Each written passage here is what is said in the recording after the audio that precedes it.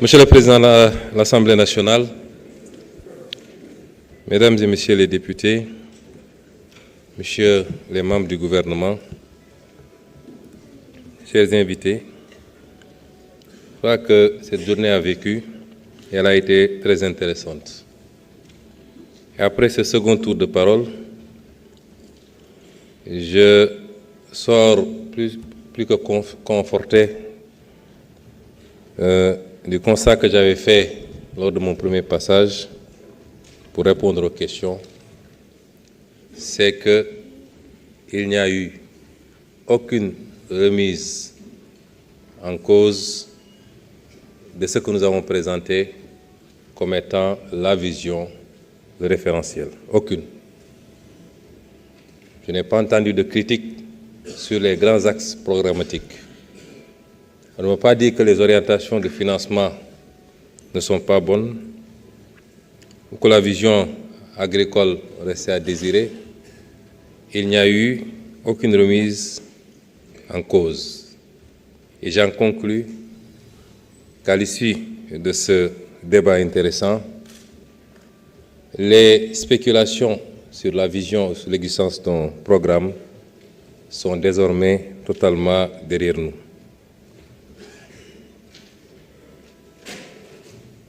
J'ai écouté les interventions. Je dois dire, Madame l'honorable députée Aïssata Tall Sall, que je suis obligé de vous répondre. Ce n'est pas si compliqué que ça. Vous savez, j'avais dit lors du premier passage que, en réalité,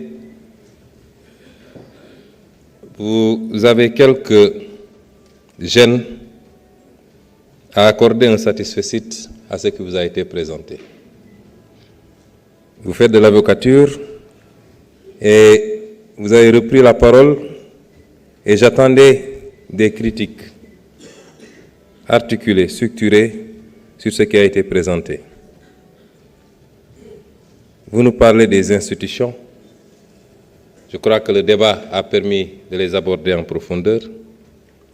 Vous nous parlez du capital humain qui a fait l'objet de très longs développements dans le document. Vous nous parlez du franc CFA qui a été abordé à 2 reprises dans le document initial qui a permis à l'honorable Guy Marius Sagna d'ailleurs de rebondir. Et je suis surpris de vous entendre dire qu'il n'y a pas été fait mention du franc CFA dans ma présentation. Vous parlez de slogans. Je crois que vous avez appartenu à un régime qui a été le champion du monde des slogans et malheureusement sans résultat au finish. Alors, j'ai parlé du franc CFA dans le document. Je l'ai fait avec la retenue qui sied dans un processus qui est en cours d'élaboration et de discussion avec tous nos partenaires. Et j'ai été un peu plus en profondeur quand l'honorable Guy Marius Sagna a relancé le débat. Vous nous parlez des conséquences de la motion de censure. Mais pour nous avoir suivis, vous savez bien, Madame l'honorable députée, que nous n'avons jamais eu de problème à assumer les conséquences. Par essence, c'est ça qui fonde notre action politique. Puisque nous n'avons absolument rien à nous reprocher, à craindre, tous ensemble, opposition comme pouvoir, laissons la justice faire ce qu'elle doit faire et sans aucune interférence. Ce qui n'était pas le cas, malheureusement, dans le passé, où nous savions ce qui se passait avec quelques éléments de la justice, et je précise bien quelques éléments de la justice. Je n'ai pas dit également que je n'étais pas venu à l'Assemblée pour échapper à une motion de censure. Je vous ai dit que la politique, c'est aussi, c'est pas seulement la force et le forcing. Et j'ai bien compris les adversaires que j'avais en face de moi depuis 10 ans. Je comprends comment ils fonctionnent. La politique, ce n'est pas que cela. Aujourd'hui, je fais une déclaration de politique générale. Et en politique, vous ne pouvez pas nous reprocher, lorsque la stratégie nous permet de déjouer les manœuvres de l'adversaire qui n'ont aucun rapport aux intérêts du pays, mais simplement vouloir faire une vendetta parce qu'on a une majorité à l'Assemblée. S'ils n'ont pas eu l'intelligence, s'ils n'ont pas eu le recul qu'il faut pendant les 5 mois qui ont précédé pour dérouler leur stratégie, je ne suis pas coupable de cela.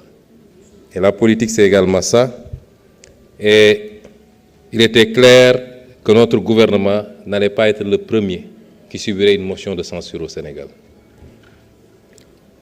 Ceci dit, pour les questions et les interpellations, les autres questions et interpellations, M. Mohamed Sall est revenu sur le dispositif de suivi et évaluation à mettre en place.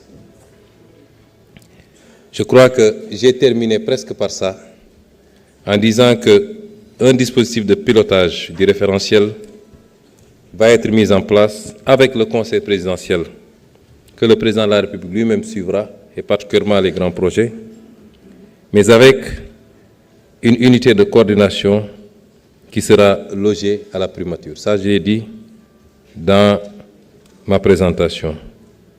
Il y aura une unité de coordination pour les grands projets, une unité de coordination pour les autres projets et programmes au niveau de chaque ministère, un suivi, évaluation qui sera géré par le BOX, une revue trimestrielle sur la base de l'analyse des indicateurs de performance, l'évaluation des politiques par l'Assemblée nationale également. Vous avez beaucoup abordé cette question et je vais y revenir.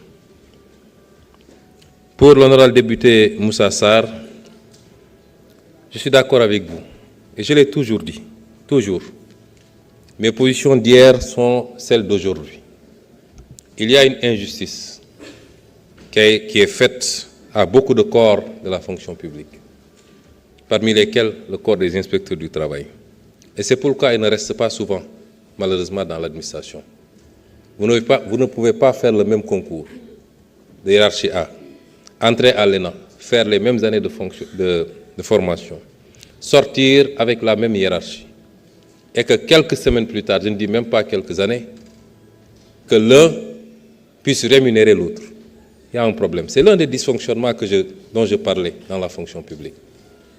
Et si c'était entre hiérarchie A d'ailleurs, mais vous allez voir des agents de hiérarchie C, d'autres corps, recrutés dans le tas comme des décisionnaires, qui peuvent percevoir 3 fois, 4 fois, 5 fois plus que l'inspecteur du travail.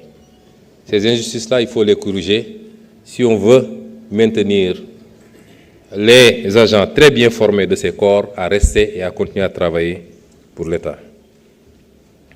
Et pour l'autre point, dans la réforme du Code du travail, l'actuel projet de réforme du Code du travail contient des dispositions pour le renforcement des pouvoirs de l'inspecteur du travail et un relèvement, il est prévu même des amendes, en tout cas,